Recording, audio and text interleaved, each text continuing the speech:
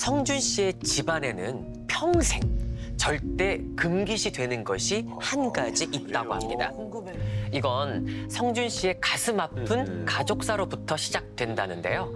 과연 어떤 사연일지 지금부터 제가 성준 씨가 되어 이야기를 들려드리겠습니다. 네. 당시 제 나이 18살. 무릎을 꿇고 마당 한가운데에 앉은 저와 저희 형의 목에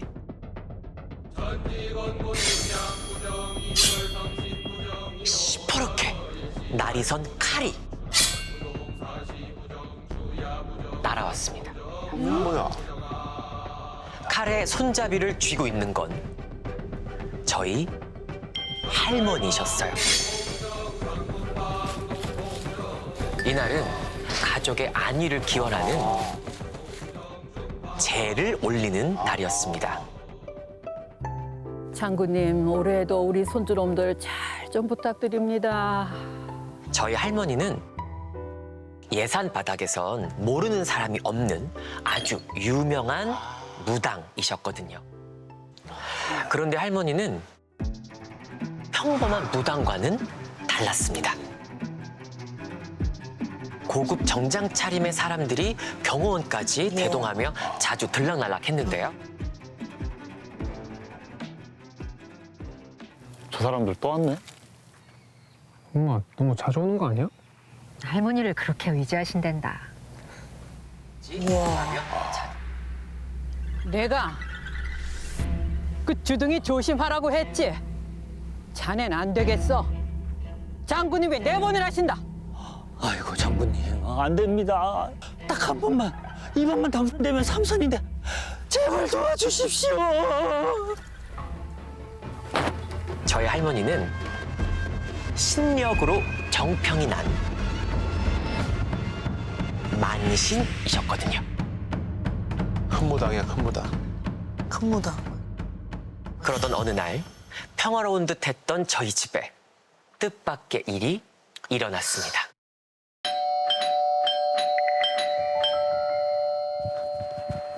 누구세요?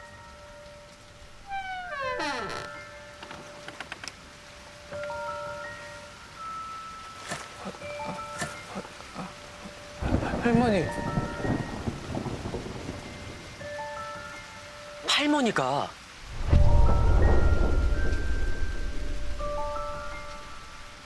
늦은 시간 연락도 없이 불쑥 찾아오신 거예요.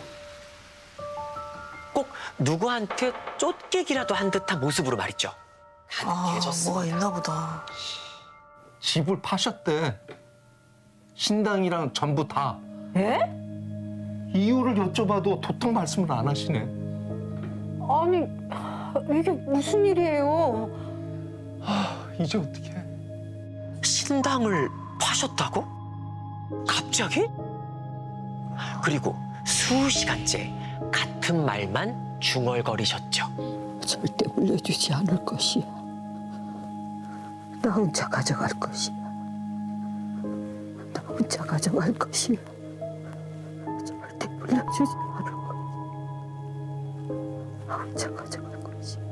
아빠는 할머니께서 자신의 실력을 대물림하지 않기 위해 어떠한 의식을 치른 것 같다고 했습니다. 아, 그럴 수 있겠다. 할머니 스스로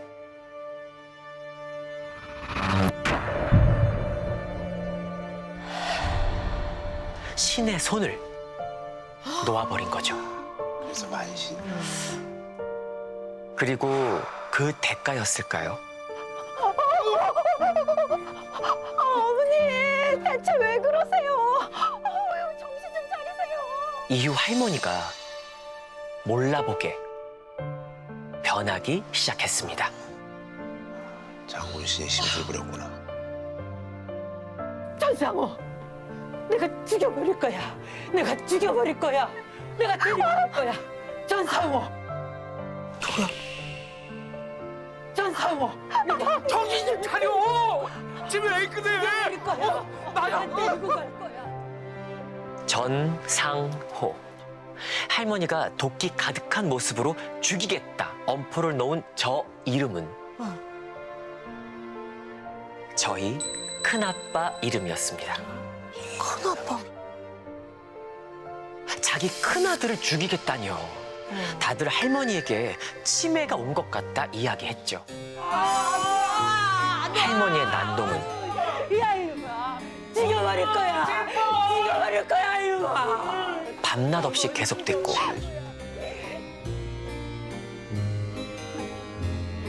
아빠는 결국 열어, 죽여버릴 거야. 열어. 만드는데 이거.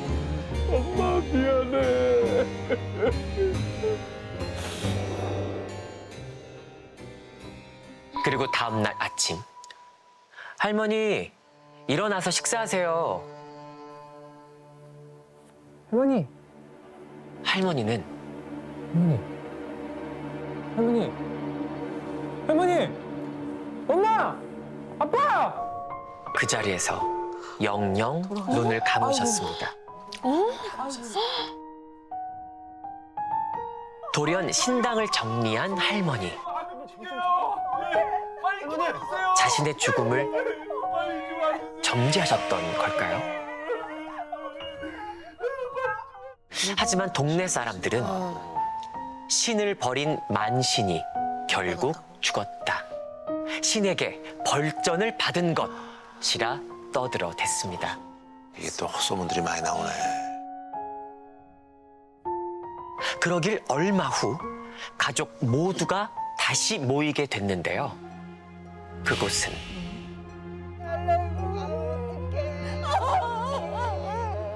아니 무슨 소리? 아 무슨 소? 아나 어떻게 살아? 고생만 죽으라고. 아나 어떻게 살아? 큰 아빠의 장례식장이었습니다. 야, 이거 뭐야? 장례식장. 야, 이거 뭐야? 큰 아빠가 어머니 돌아가시고 자꾸 이상한 소리가 들린다고 하더니 아 이렇게 험악하게 가면 큰 아빠의 죽음은 나는 어떻게 살아? 저희 가족의 불안감에 큰 불을 지폈습니다. 아주버님 돌아가시기 전에 계속 이상한 소리가 들렸다고 하던데 당신은 괜찮은 거 맞아요? 쓸데없는 소리. 어디 가서 그런 얘기 하지 말어. 전상호, 내가 죽여버릴 거야. 내가 데리고 갈 거야. 어머님 때문 아니에요? 아주버님 돌아가신 거 다 그것 때문 아니냐고요. 이후 엄마는 극심한 불안 증세를 보였지만 아빠는 단호한 태도로 일관했죠. 저희 가족은 그날 이후 약속이라도 한 듯 할머니와 큰아빠의 이야기를 꺼내지 않게 되었습니다. 그러던 어느 날 밤이었어요. 아니야. 잠결에 이상한 소리가 들려 슬며시 눈을 떴어요. 아, 뭐야 또. 마당에 무릎을 꿇고 앉아서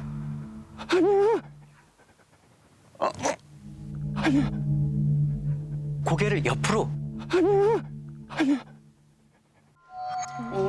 까딱까딱 하고 있는 거예요. 뭐가 왔네. 귀신이 왔네.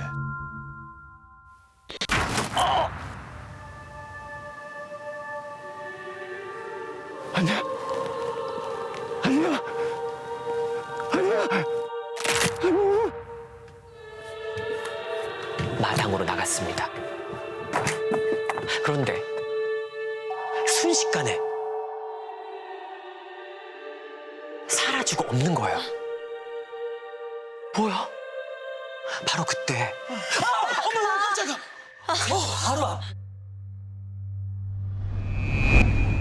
이제 형. 여기서 뭐해? 제 물음에도 형.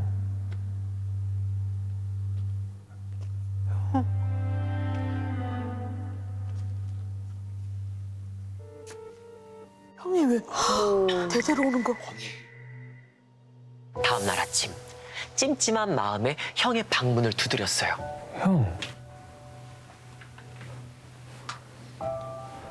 혹시 어제 기억 안 나? 대문 앞에서?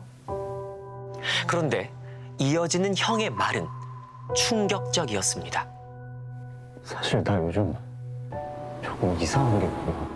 입시 학원을 운영하고 있던 형의 이야기는 이러했습니다. 무슨 진짜 맨날 PC방 애들 데려다 주려고 차에 탔는데 찜 만나. 처음 보는 여학생이 타 있더라고. 너 어차피 B형 갈 거잖아. 근데 거기 뒷좌석 가운데 앉은 여학생은 누구야? 어디 학교 학생이야? 처음에는 친구 따라 탄 건가 싶어서 물어봤거든. 누구요, 선생님? 누구한테 말씀하시는 거예요? 그랬더니 애들이 날 이상하게 보더라고.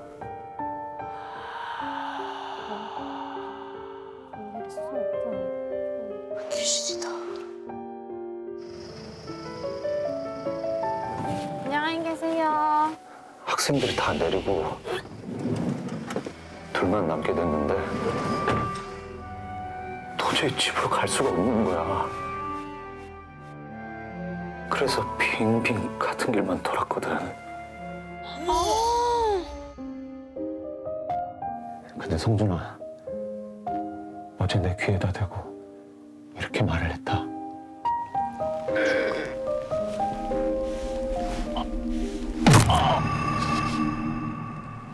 너도 죽을 거야. 너도 죽을 거야. 아니야. 너 죽을 거야. 너도 죽을 거야. 아니야. 아니야. 나 큰아빠처럼 되는 거 아니겠지?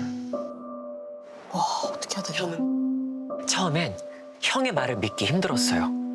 하지만 형의 상태는 날이 갈수록 더 심각해졌습니다. 내가 다 데리고 갈 거야! 죽여버릴 거야! 죽여버릴 거야. 죽여버릴 거야, 이놈아. 저 사고 죽여버릴 거야. 똑같은 말을 하네. 저희 가족의 불안은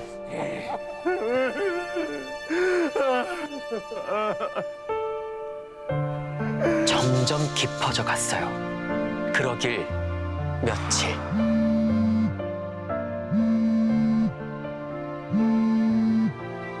휴대전화가 울렸어요.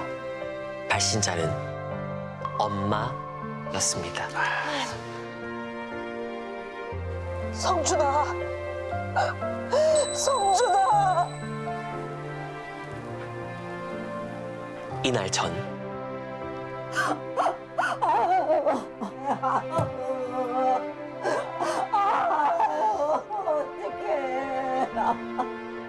아버지의 사망 소식을 듣게 됩니다.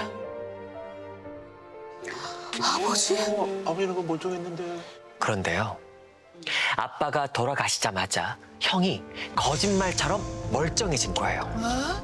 그리고 며칠 후 또 한 번의 기이한 일이 일어났죠. 안 돼, 안 돼, 더 이상.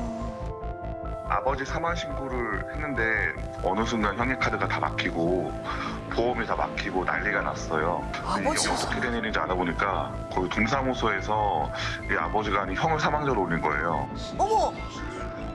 그 담당자도 사실을 뒤늦게 깨닫고 이런 실수하기가 되게 어려운데 그렇지. 자기도 왜 이런 실수했는지 모르겠다고 하면서 꼭 홀린 것 같다고 얘기하시더라고요. 네. 다 내 잘못이다. 내가 잘못했어. 엄마는 충격적인 이야기를 털어놓으셨습니다. 엄마는 혹시 형에게 신병이 온 것이 아닐까 무척 불안하셨대요. 그래서 한 무당을 찾아가게 됐다고 합니다. 그런데 그 무당이 대뜸 할머니 좋은 곳으로 보내드려야 한다시네. 그러려면 죄를 지내야 해. 죄를! 그것밖에 없어. 무당의 말에 어머니는 홀린 듯 할머니에 대한 죄를 올리게 됐다고 하셨어요. 그럼 뭐라도 해야죠. 예. 응. 무당이 지금 형을 조상들이 너무 보고 싶어서 좀 데려가고 싶어 한다. 지금 죄를 지내지 않으면 형의 목숨이 좀 위험하다고 그렇게 어머니께 말씀을 해드렸다고 하더라고요. 저는 일단은 몰랐죠. 제대 지냈다는 걸 모르는 상태에서 어머니께서 저한테 이제 모든 게 다 괜찮아질 거다 그렇게 말씀을 하신 다음날 이제 아버지께서 갑자기 아침에 돌아가셨거든요. 쟤 지내고 다음날? 병명이 대동맥 박리라고 했었던 것 같은데 출근하시던 길에 갑자기 쓰러지셔서 그렇게 돌아가셨죠. 허망하게 돌아가신 큰아빠. 큰아빠도 죽기 전 할머니의 천도제를 지냈다고 하더라고요. 오, 야야. 그리고 저희가 몰랐던 비밀이 또 한 가지 있었는데요. 할머니가 돌아가시기 바로 전날 아주 잠시 아가. 어머니, 저 알아보시겠어요? 온전한 정신을 찾은 적이 있었대요. 오락가락 할 때. 정신이 좀 드세요? 죽은 자에게 가까이 가지 마라. 특히 저승과 이승의 경계에 선 자들, 죽은 이의 목소리 듣는 자들은 절대 가까이 하지 말거라. 예? 아니, 어머니, 그게 무슨 말씀이세요?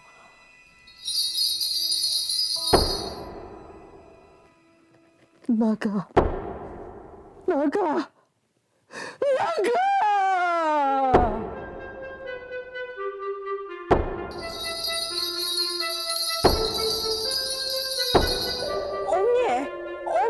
그리고 이제야 그것이 다 무속을 가까이에선 안 된다는 뜻이구나 알 수 있었대요. 큰아빠도 저희 가족도 할머니가 남기신 금기를 어긴 것이죠. 그런데요, 그러던 저에게도 최근 조금 이상한 일이 생겼습니다. 가끔 어디선가 향내가 나는데 향내가 나면 한 달? 가까우면 일주일? 그 내로 주변에 누가 죽어요. 처음에는 어디서 향을 피우나 주변 사람들한테 향수 뿌렸냐고도 물어보고 근데 아니더라고요. 너무 무섭죠. 그게 누가 될지 모르니까 나중엔 그게 내가 될 수도 있지 않을까 생각하기도 해요. 이게 그렇게 생각하지 마시고요. 믿기 힘들지만 애석하게도 전부 저희 가족에게 일어난, 아니 일어나고 있는 실화입니다. 과연 저희는 이 비극을 끝까지 피할 수 있을까요? 민주 씨는 5년 전 한 점집에서 수상한 경보를 듣게 됐는데요. 먼저 인터뷰를 한번 들어보겠습니다. 그때 무당이 냉장고 안에 있는 막걸리 주면서 그 막걸리를 이렇게 하래요. 솔직히 저는 안 믿었었거든요, 그 당시에는. 근데 그때는 제가 그걸 먹고 큰일이 날 뻔했어요. 무슨 일이지? 2018년 봄, 대학을 졸업한 저는 취업을 위해 열심히 구인구직 사이트를 뒤지고 있었어요. 딸깍딸깍 분노의 마우스 클릭을 하고 있던 그때 눈이 번쩍 뜨이는 공고문을 발견했어요. 꽤 높은 연봉인데도 경력 무관. 회사 규모도 크고 위치가 무려 강남? 그토록 꿈꾸던 강남의 토리우먼이 될 저로의 찬스였죠. 저는 바로 이력서를 넣었어요. 그리고 며칠 후 기적처럼 합격 통보를 받았습니다. 오, 쭉쭉이네. 첫 출근 날 설레는 마음을 가득 안고 회사에 도착했습니다. 안녕하세요, 권민주입니다. 잘 부탁드립니다. 저는 사무실 문을 열자마자 90도로 인사했습니다. 그런데 아무도 내 인사를 못 들었나? 아니, 민망할 정도로 너무 조용한 거예요. 네. 그래서 슬며시 고개를 들고 주변을 둘러봤어요. 아니, 30명은 앉을 것 같은 큰 사무실에 5명 정도밖에 안 되는 인원만 덩그러니 있는 거예요. 나 외근 나갔나 보다. 이상한 건 그뿐만이 아니었습니다. 2018년은 코로나가 터지기 전이라 버스나 지하철에서도 마스크를 낀 사람이 잘 없잖아요. 그 당시에는 그렇죠. 맞아요. 예. 그런데 여기 직원들은 무슨 전염병이라도 번진 것처럼 마스크로 얼굴을 꽁꽁 싸매고 있었어요. 사무실 분위기가 왜 이래? 주춤거리는 그때 신입사원 반가워요. 김민구 대리예요. 바로 제 사수 대리님이었는데요. 대리님은 환절기라 그런가 직원들이 다들 아프다며 저에게도 건강관리 잘하라고 꼭꼭 당부를 하셨죠. 감기가 돌아왔나 보네 사실. 저는 대리님의 도움을 받아 몇 시간 만에 처음으로 보고서를 완성했습니다. 과장님, 결제 부탁드립니다. 민주 씨, 벌써 다 한 거예요? 네. 뿌듯한 마음으로 결제 서류를 건네는 그때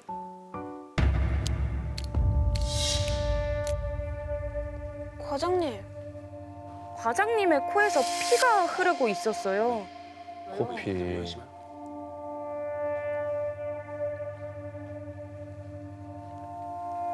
뭐야?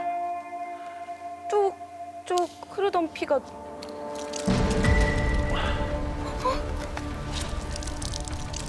이제는 분수처럼 막 터져 나오는 거예요.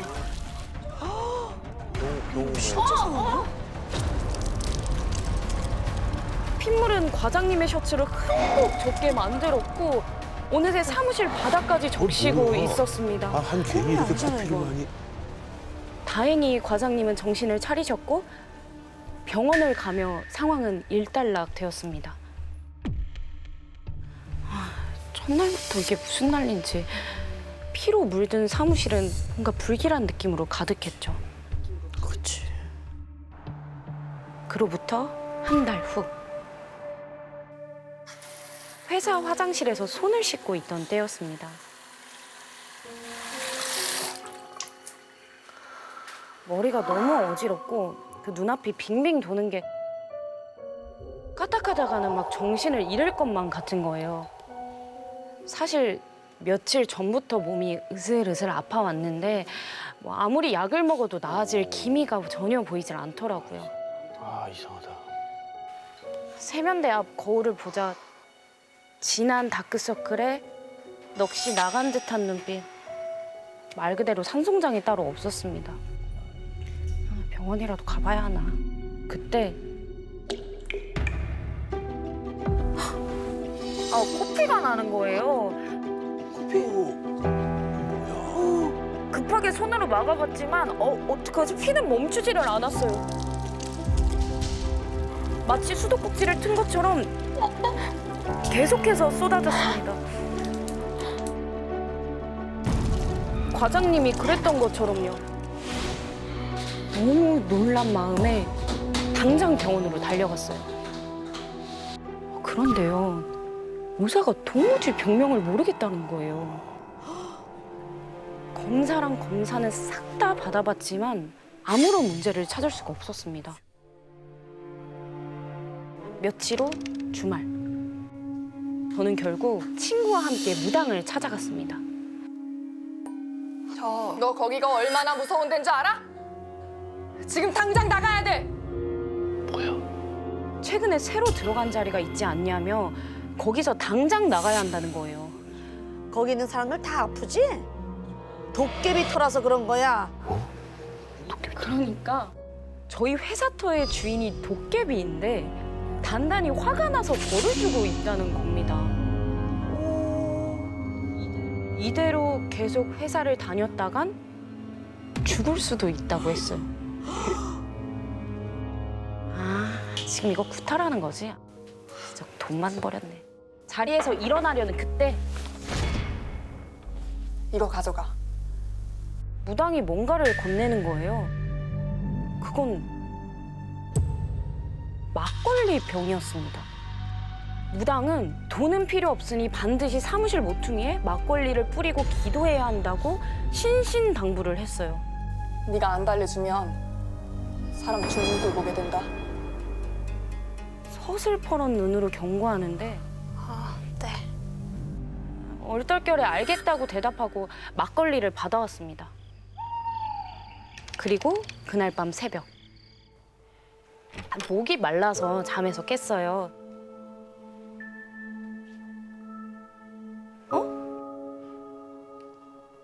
테이블 위에 있는 막걸리가 이상하게 너무 맛있어 보이더라고요. 한 모금만 딱 마시면 갈증이 싹 가실 것만 같았어요. 먹지 마. 저는 뭔가에 홀린 것처럼 테이블 앞에 우뚝 섰습니다. 그리고 다급하게 막걸리 뚜껑을 열어서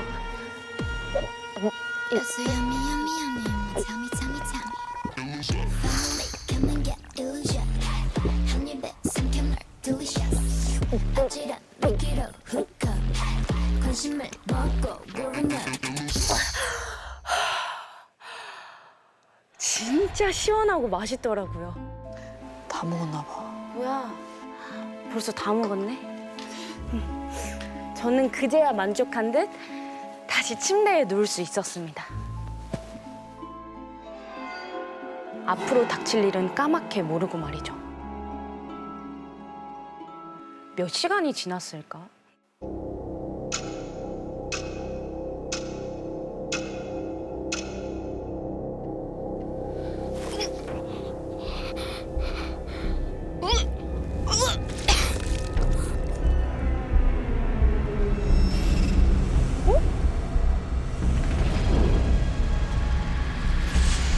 이거 피잖아. 피었어. 제가 토해낸 게 다름 아닌 피였던 겁니다. 그런데 그때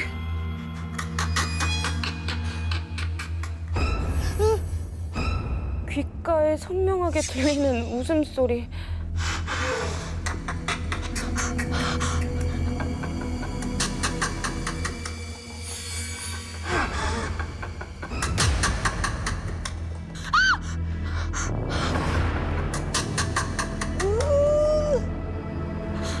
누구세요? 그걸 네가 왜 먹어? 그걸 네가 왜 먹어? 설마 막걸리? 그럼 이게 도깨비라고? 근데 너무 평범한데? 그런데 그런 제 속마음을 마치 읽기라도 한 것처럼 별로 안 무서워하네. 네가 뭘 무서워하는지 나는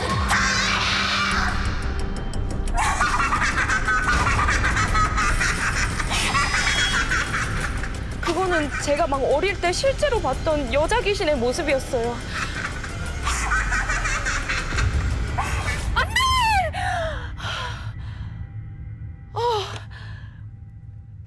눈을 떴을 때는 이미 다음 날 아침. 도깨비는 사라지고 없었어요. 그리고 피로 물들었던 침대는 거짓말처럼 깨끗했고요. 아, 악몽이군요. 꿈이다 꿈. 아, 꿈이었나 보다. 아, 그럼 그렇지. 요즘 세상에 무슨 도깨비야. 하지만 그건 저의 완벽한 착각이었습니다. 서둘러 출근해보니 텅 빈 사무실에 과장님 혼자 덩그러니 앉아 계신 거예요. 저 과장님, 혹시 다른 분들은 다 어디 가셨어요? 저 부장님이 입원하셔서 급성 백혈병이시래. 아이고. 백혈병이요? 다른 사원들은 아파서 결근하고 이게 다 뭔 일이래. 다 아플 수가 있나? 그럼 무당이 한 말이 전부 사실이었던 거야? 우리가 안 달래주면 그걸 네가 왜 먹어? 사람 죽는 꼴 보게 된다. 이 모든 게 무당의 말을 무시한 제 탓인 것만 같았어요. 하루하루 너무 불안하고 무서웠어요. 그리고 결국 저는 끔찍한 비보를 듣게 됐습니다. 그건 부장님의 백혈병 소식을 전해줬던 과장님의 부고 문자. 과장님이? 갑자기 심장마비가 와서 과장님은 하루아침에 세상을 떠나고 말았습니다. 와, 더 무섭네. 그 소식을 들은 저는 두려움에 더 이상 이 회사를 다닐 수가 없었어요. 그리고 바로 사직서를 내고 짐을 정리하러 갔다가 회사에 얽힌 충격적인 비밀을 듣고 말았습니다. 뭐야 대체? 1년 전 서울 외곽에 있던 회사가 강남 사무실로 이사를 오던 날 건물주인이 저희 대표님께 기묘한 말을 하나 했었대요. 그 저기 도깨비터라고 그거 들어보셨나? 들어오기 전에 꼭 이제 고사를 한번 지내세요. 아 그래야지 떼돈 벌고 나가셔. 그런데 저희 대표님은 미신을 전혀 믿지 않는 분이라 그 말을 무시하고 넘어간 거죠. 그 후 멀쩡하던 직원들이 이상하게 하나둘 아프기 시작하고 회사를 그만두는 사람들도 점점 늘어난 거고요. 도깨비가 그동안은 자신을 잘 모신 대가로 선물을 나눠줬지만 자신이 무시당하기 시작하자 끔찍한 벌을 내렸던 겁니다. 신기하다. 결국 그 회사는 제가 그만둔 뒤 폐업 수순을 밟게 됐어요. 정말 괜찮으세요? 이게 다 도깨비 짓이었을까요? 혹시 여러분이 다니는 회사 이상하게 누군가 자꾸 아프지는 않은가요? 만약 그렇다면 꼭 제 얘기를 귀담아 듣길 바라겠습니다. 약 20년 전 21살이던 저는 시댁에서 신혼살림을 차리게 되었습니다. 처음 가본 시댁은 깡촌에서 온 제가 납작 주눅이 들 만큼 화려한 집이었어요. 그런데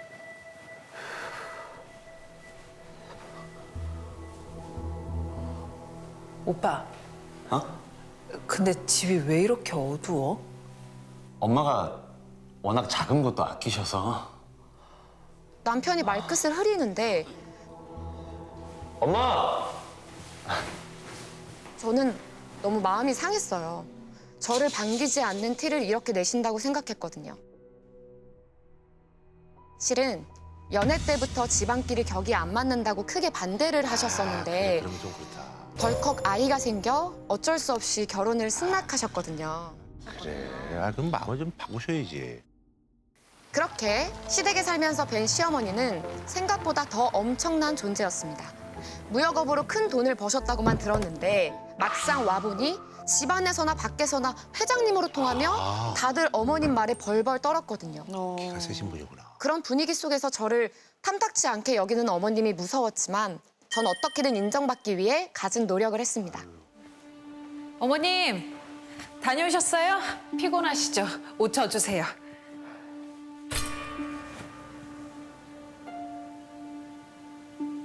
불이란 불은 다 켜놓고 있고 시집 잘 와서 좋은 집 살아보니까 전기세 같은 건 이제 웃음니?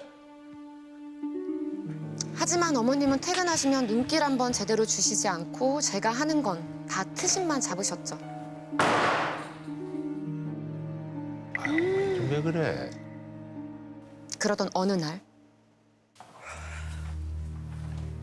자다가 새벽에 목이 말라서 깼는데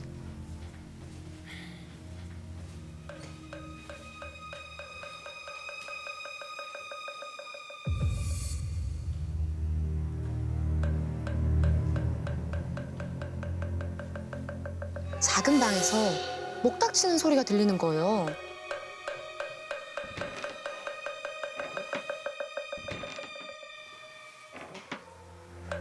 가보니까 비나이다 비나이다 비나이다 비누요 간세 보살 비나이다 비나이다 목탁 소리 뒤로 희미하게 어머니 목소리가 들리는 거예요. 그때 문틈 새로 저를 노려보고 있는 어머니와 눈이 딱 마주쳤어요. 어머니,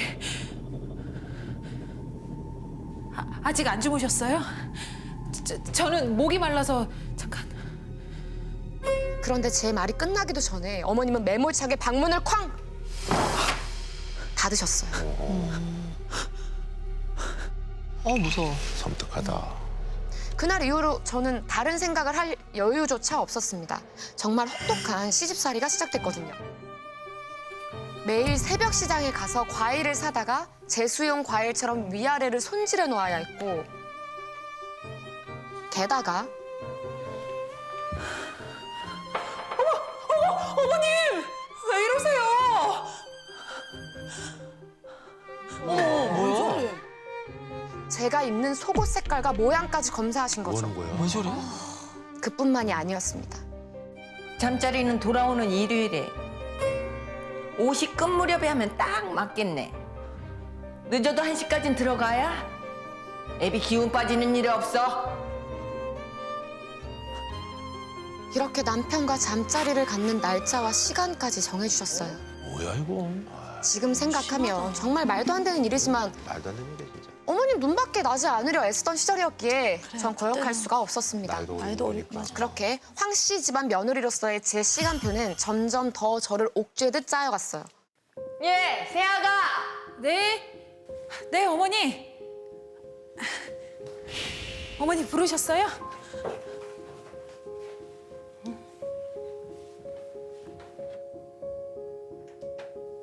따라와. 목탁 소리가 나던 바로 그 방이었어요. 조심스럽게 들어가 보니까 거기엔 재단 같은 게 차려져 있었어요.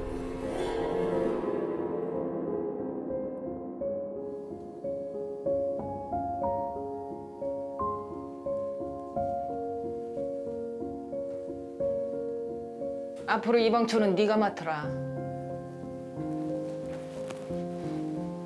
새벽 5시 기준으로 6시간마다 갈아놓고 다 우리 집안 살펴주시는 조상님들 모시는 거니까 정성으로 해.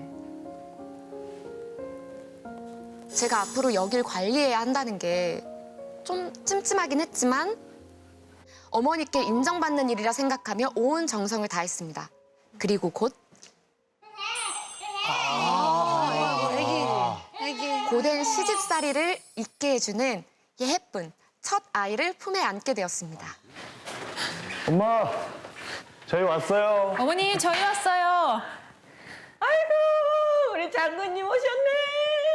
아이고, 장군님. 그런데 장군님, 아이고.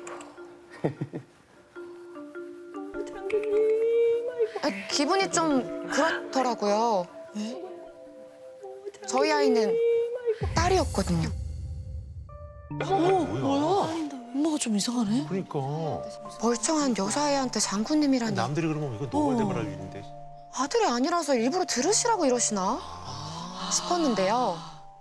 도통 어머니 속내를 알 수가 없었습니다. 그러네, 이상하네. 그런데 언제부턴가 어머님이 좀 이상하게 변하셨어요. 한 번은 어머니, 차 드세요. 향이 좋대요. 넌 뭐가 그렇게 좋아서 웃음이 나오냐? 네? 내 돈 빨아먹고 사니까 아주 행복해 죽겠지? 이 기생충 같은 년아! 갑자기 저를 잡아먹을 듯이 보시더니 막말을 퍼부으시는 거예요. 왜 이러는 거야? 아니 정말 시집살이에 이골이 난 저인데도 이렇게까지 말씀하신 적은 처음이라 너무 놀라서 갑자기 눈물이 이렇게 뚝뚝 떨어지더라고요. 이상하다 진짜. 그런데 여보, 나왔어. 여보, 왜 그래? 무슨 일 있었어? 어? 어머, 얘 너 왜 우니? 갑자기 또 얼굴색을 바뀐 어머님은 왜 그래?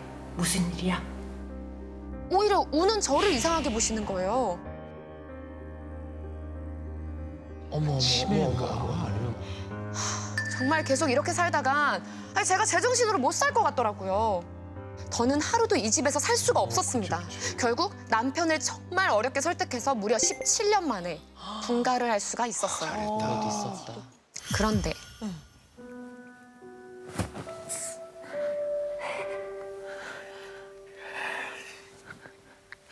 여보, 나 붙잡고 좀 움직여봐. 그래도 움직여봐야지. 다시 해보자. 갑자기 남편이 팔다리에 힘을 못 쓰고 맨 누워만 있게 된 거예요. 병원에서 검사랑 다 해봤지만 이유를 알 수 없다고 하니까 정말 미칠 노릇이었죠. 그러다 하루는 간병의 집안일에 지쳐서 깜빡 거실에서 잠이 들었는데 남편의 끙끙 앓는 소리에 놀라서 안방문을 열었습니다. 그런데 잠든 남편 위에 웬 여자가 올라타 있는 거예요. 전 너무 놀라서 몸이 굳어 있는데 보니까 그 미친 여자가 남편 손끝을 물고 손톱을 다 뽑아내고 있는 거.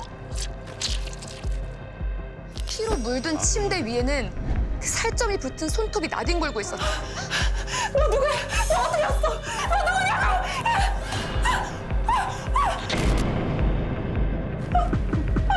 얼굴이 드러난 그 여잔 저희 시어머니였어요.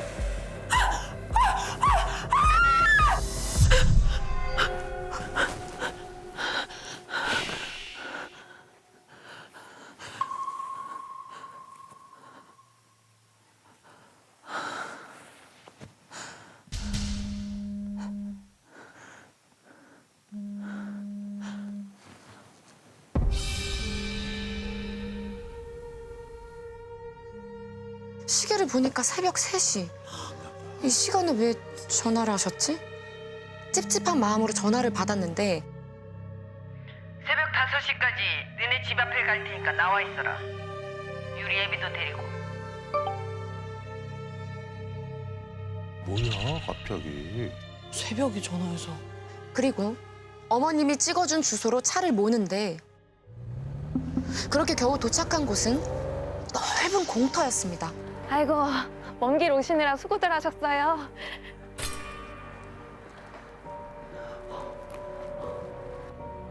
아니, 이 구판 네가 예약한 거야? 나 못 해줘. 돌아가! 신령인데 화내시기 전에 빨리 그냥 가라고! 아들이 많이 아파. 살려달라고 왔습니다. 한 번만 용서해 주시고 아들 위해 기도 부탁드립니다.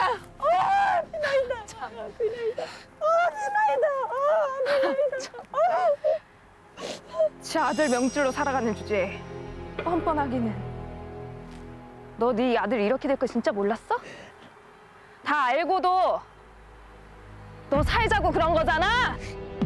아니 저게 무슨 소리지?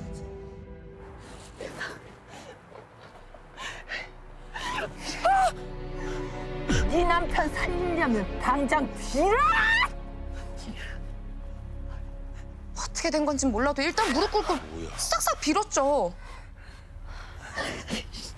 지겹다, 지겨워.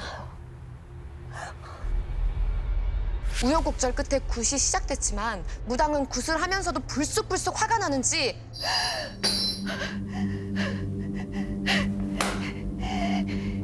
여기가 어디라고 말해드려!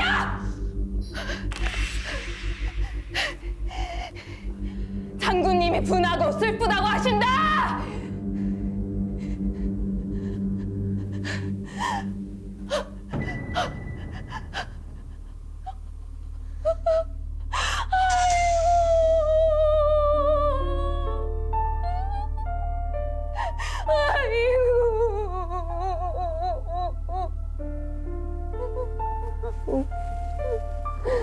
서럽다.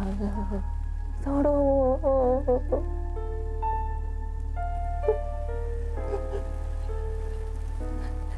우리 황씨 가족에 계시지만 고생만 하는 우리 자손 가엾도다. 근데 아가 앞으로 더 힘든 일이 많단다 하신다. 그래도 위에서는 우리 자손 도울 테니 힘내서 잘 살아가. 응? 이렇게 저를 꽉 안으며 토닥여 주시는데 순간 아, 내 조상님이 오신 거구나 싶었는데요. 얼마나 미운 짓만 했으면 이 집 조상신도 며느리만 잘 되라 하시네. 고생 많았다. 지난 10여 년간의 시집살이가 스쳐 지나가면서 서러움이 복받쳐 눈물이 그냥 줄줄 나더라고요. 진짜 이제 핏줄도 아닌데. 그런데 굿을 마친 뒤에 무당이 들려준 충격적인 이야기에 전 눈물을 뚝 멈췄습니다. 어이 뭐야 이거. 이게 다 저희 어머님 때문이라고 이야기하는 거예요. 남편이 원인 없이 아픈 것도 그렇고 무속인이 되는 걸 거부하려고 더 큰 선신을 모시면서 신내림을 받지 않게 해달라고 빈다고 하시더라고요. 다 어머님이 신을 거부한 벌전이라고 이렇게 이야기하더라고요. 어머님 하셔야 되는데. 어머. 야, 이렇게 하면 차라리 무속인 대신에 이게 낫지 않나? 신당을 차리는 게 낫지 않나? 자, 하지만 그 구슬하고도 남편은 얼마 안 되어 팔다리를 완전히 쓸 수 없게 되었어요. 아이고. 그러자 결국 어머님은 환경이 더 나은 본인 집에서 아들을 돌보겠다며 남편을 데려갔어요. 아이고. 그 뒤 저는 하는 수 없이 두 집 살림을 해야 했죠. 힘드네. 그런데 어느 날 시댁에 갔는데 대문 앞에 제 진가방이 나와 있더라고요.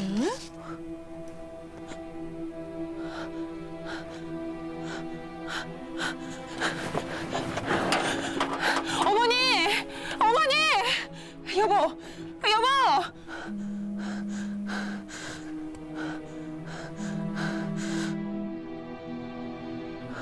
어머니!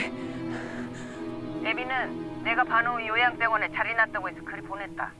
이게 다 돈이 있으니까 가능하지. 네가 무슨 수로 애비를 돌보니? 밥 말아먹은 년이. 내가 뭘 잘못했다고 이제는 다 내 탓이라고 하시나. 그 긴 세월 동안 죽으라면 죽는 신용까지 하고 살았는데 결국엔 이런 욕을 먹고 쫓겨나는 건가 싶었습니다.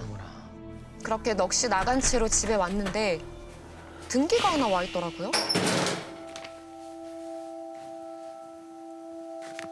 그건 이혼설이었습니다. 여자 진짜. 이 순간 피가 거꾸로 솟는 것 같았죠.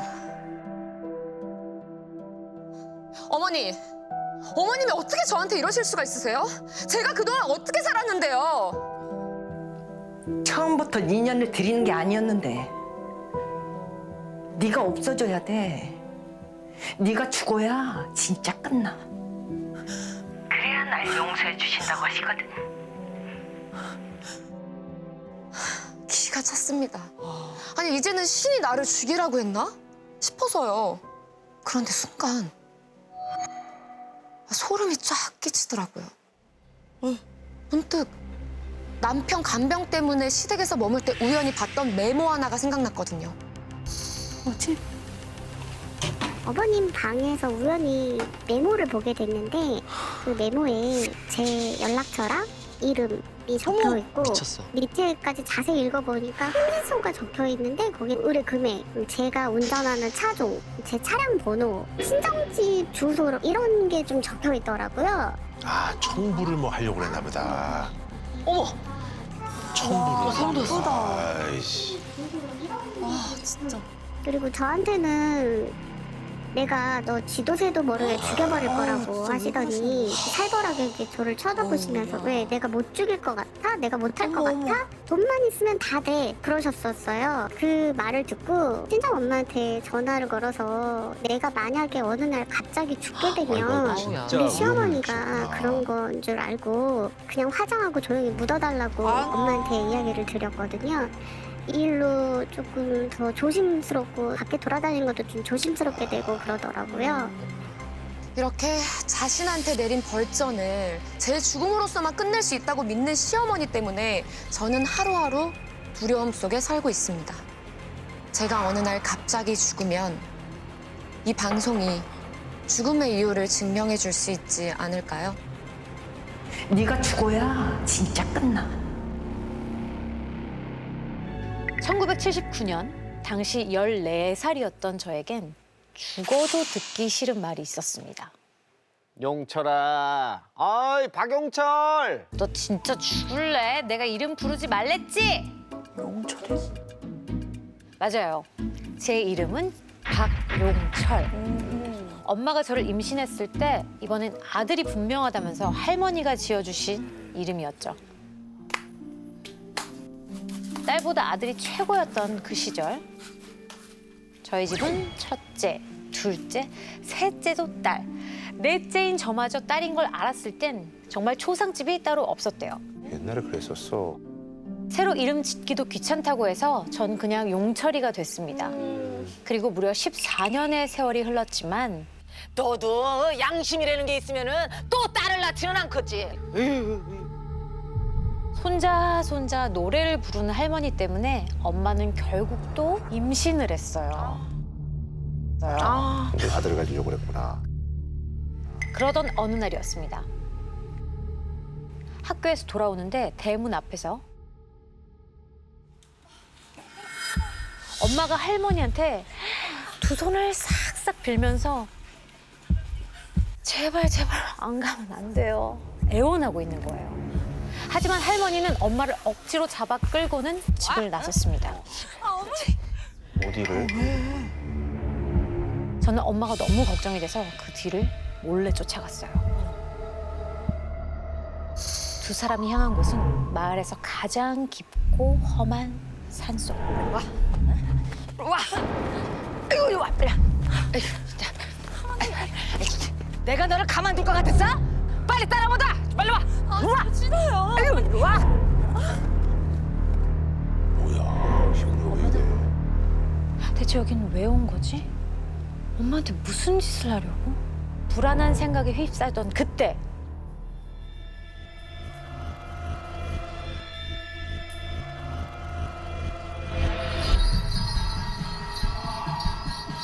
색색의 화려한 천들이 걸려있는 나무 너머로 외딴 집 한 채가 보였어요. 거긴 우리 동네에 딱 하나 있다는 무당집이었는데요. 무당집에 갔구나, 무당집에. 할머니는 한사코 들어가기 싫다는 엄마 등을 떠밀며 그곳으로 들어갔고 저는 살금살금 다가가 안을 훔쳐봤죠. 아이고, 내가 아주 아들 줄줄이 낳는다는 여자 속옷도 갖다가 입혀보고. 아이, 삼신할매한테 제사까지 지냈는데 소용이 없어, 소용이. 아유.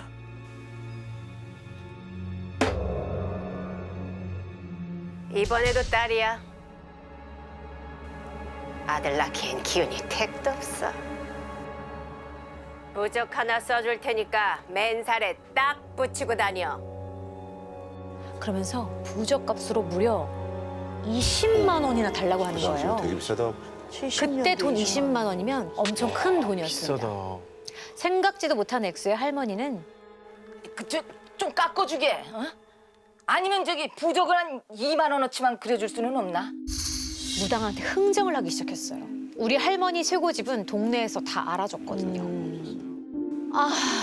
앞으로 30분은 더 걸리겠다. 그래서 저는 조심조심 주변을 둘러보기 시작했어요. 그 뭐지? 무당집 뒤편에 있는 작은 문에서 스멀스멀 연기가 나오고 있더라고요. 저도 모르게 그 안으로 들어갔는데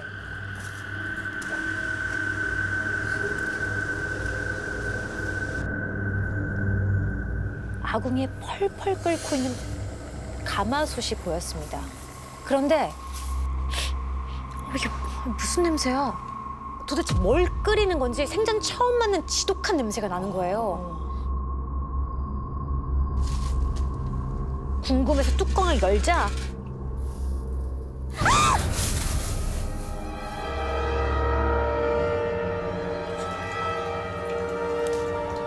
시뻘건 피가 부글부글 끓고 있고 못이 잔뜩 박힌 채 죽은 검은 새들이 보였어요.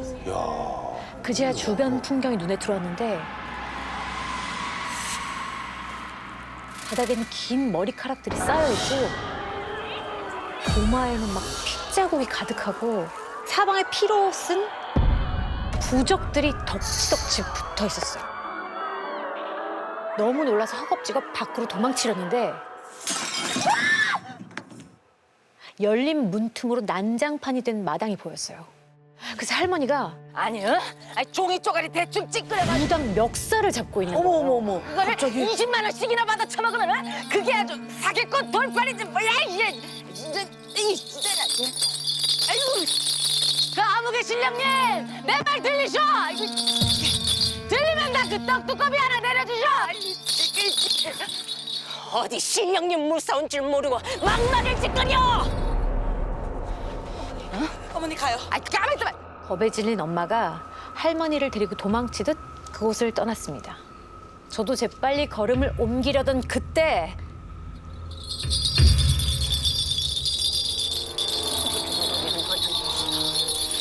우리를 원연하는 즉시 문둥이가 되어 즉사하게 해주소서.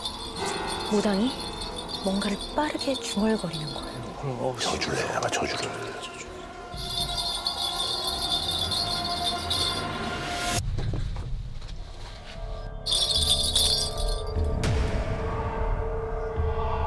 두고 봐라. 조만간 크게 화를 입을 게야.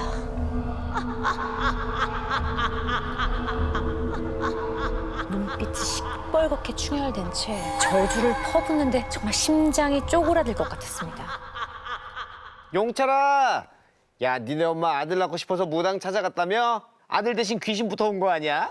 아유, 재수없는 얘기를. 벌써 동네에 소문이 쫙 퍼졌는지 친구들이 저를 놀려댔어요. 여기저기 온통 듣기 싫은 얘기들 뿐. 아이고 내가 늙어서 별수모를 다 겪네. 여자 하나 잘못 들여가지고 이게 다 무슨 꼴이야. 집에서는 할머니가 엄마를 쥐잡듯 잡고 있었습니다. 그래서 집을 나가버리기로 마음먹었어요. 그날 밤 갈 곳도 없이 막 뛰어가는데 갑자기 뒤에서 인기척이 느껴지는 거예요. 엄마인가 싶어서 뒤를 돌아봤는데 저게 뭐지? 우리 집 담벼락에 커다랗고 시커먼 뭔가가 서 있는 거예요. 저주를 내리는 뭐가 왔나 보네. 저를 향해 몸을 돌리는데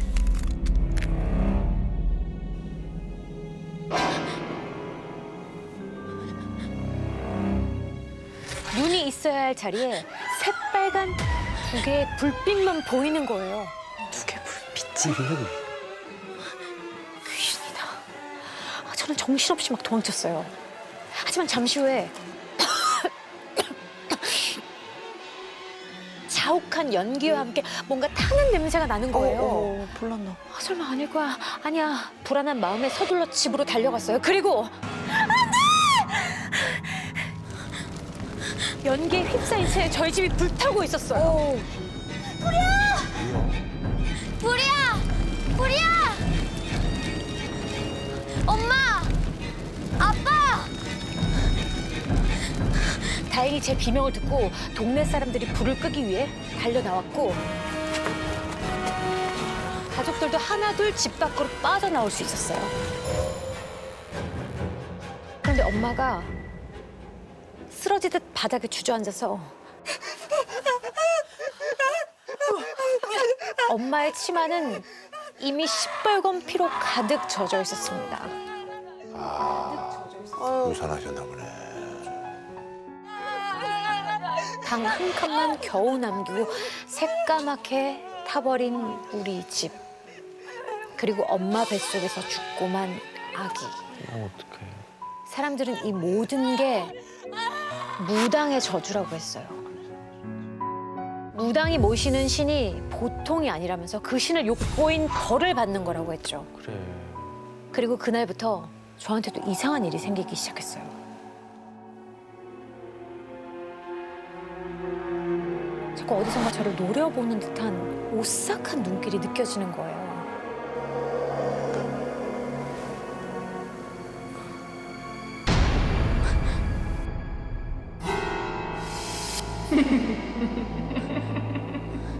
언니, 저거 안 보여? 밤마다 창밖에서 검은 그림자가 아른거리는데 이상하게 가족들한테 얘기하면 순식간에 사라지고 없었어요. 그러던 어느 날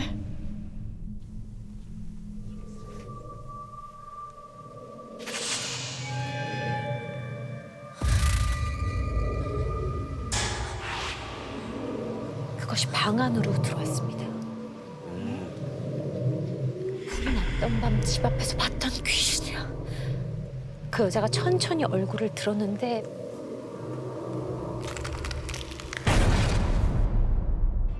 피부가 불에 타서 새까맣게 변한 나무 껍질처럼 온통 갈라져 있었어요.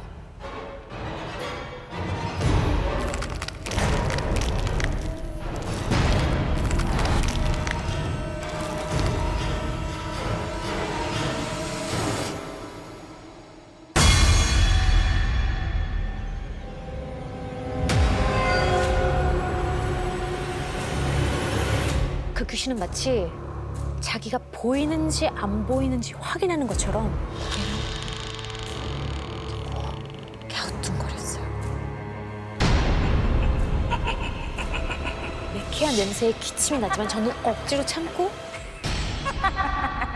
귀신은 그 모습이 우습다는 듯 확 웃어대더니 뚝뚝 진물이 흐르는 손을 들어서 긴 손톱을 제 눈에 힘껏 힘껏 내비꽂았습니다. 엄청난 고통에 눈을 떠보니까 왜 그래? 그건 꿈이었어요. 매일 밤 온몸이 불이 탄 여자가 제 눈을 파내는 악몽에 시달렸고 끔찍하네. 저는 하루가 다르게 메말라갔습니다. 동네 사람들은 귀신이 들린 것 같다고 수군댔어요. 엄마는 뱃속의 동생에 이어 저까지 잃을 수 없다며 그 무당을 찾아가기로 했죠. 그런데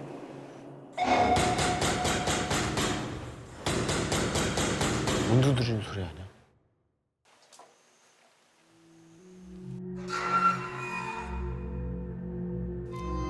그 무당이 저를 찾아온 거예요. 오, 웬일이야?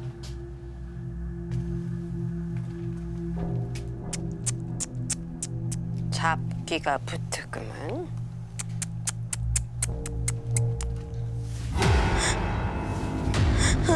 제 머리를 쪼갤 것처럼 두 손으로 콱 붙잡고 눈이 마주치자마자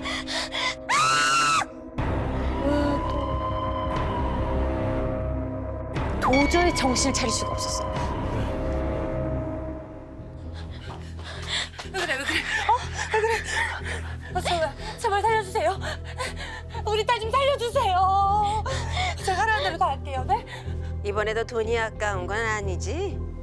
목숨 살리는 건 부족으로는 어림도 없어. 우리 딸 살려달라고 울부짖는 엄마에게 무당은 악기가 붙었지만 자기가 모시는 신보다 세진 않다면서 굿을 해야 된다고 말했어요. 그 말에 곧장 굿판이 열렸습니다.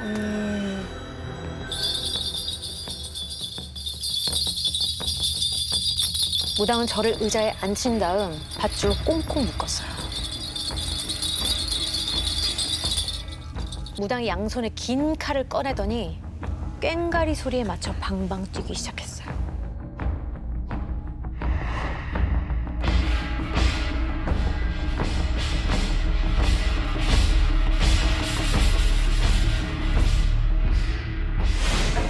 그러다가 제 턱에 날카로운 칼끝을 겨누고 저한테만 들리는 목소리로 작게 속삭였어요. 너 그날 나 봤지? 순간 저는 기억이 나고 말았어요. 알고 있었어. 사람을 꼼짝 못하게 만드는 무당의 눈. 새빨갛게 충혈 된 그 눈을 어디서 봤는지 말이에요.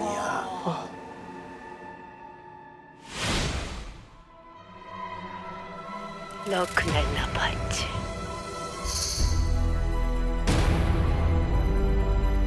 저희 집에 찾아와 몰래 불을 질렀던 건 귀신이 아니라 그 무당이었습니다. 매일 밤 창밖을 기웃거리던 오싹한 그림자도 바로 무당이었고요. 우와, 이런. 방화 사건의 유일한 목격자인 제가 자신을 봤는지 못 봤는지 확인을 하고 싶었던 겁니다. 그리고 지난 새벽 자신의 눈을 보고 제가 경기를 일으키자 이날 기억하네? 확신했던 거죠. 그런데 모든 사실을 깨닫자 한 가지 의문이 생겼습니다. 잡기가 들린 게 아닌데 왜 굿을 하지? 그러니까. 돈을 뜯어내려고. 그때 무당이 말했어요. 너 이제 곧 죽은 목숨이야. 신의 저주로 곧 벌을 받게 될 테니까.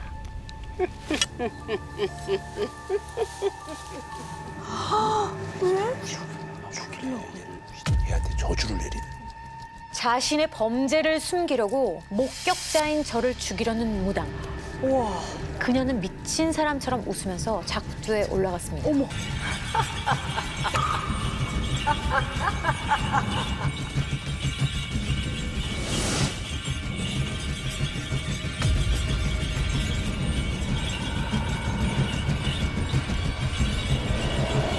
그리고 무당이 처절한 비명과 함께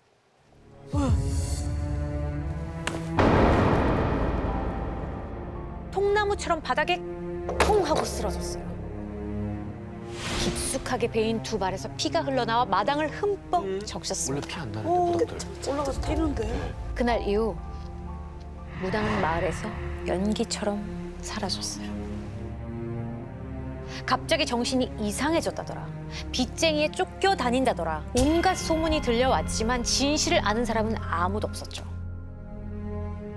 하지만 저는 알고 있었습니다. 저를 노렸던 저주굿이 무당 자신을 향한 저주굿이 되었다는 걸요. 신에게 벌을 받은 사람은 제가 아니라 바로 그 무당이었던 겁니다.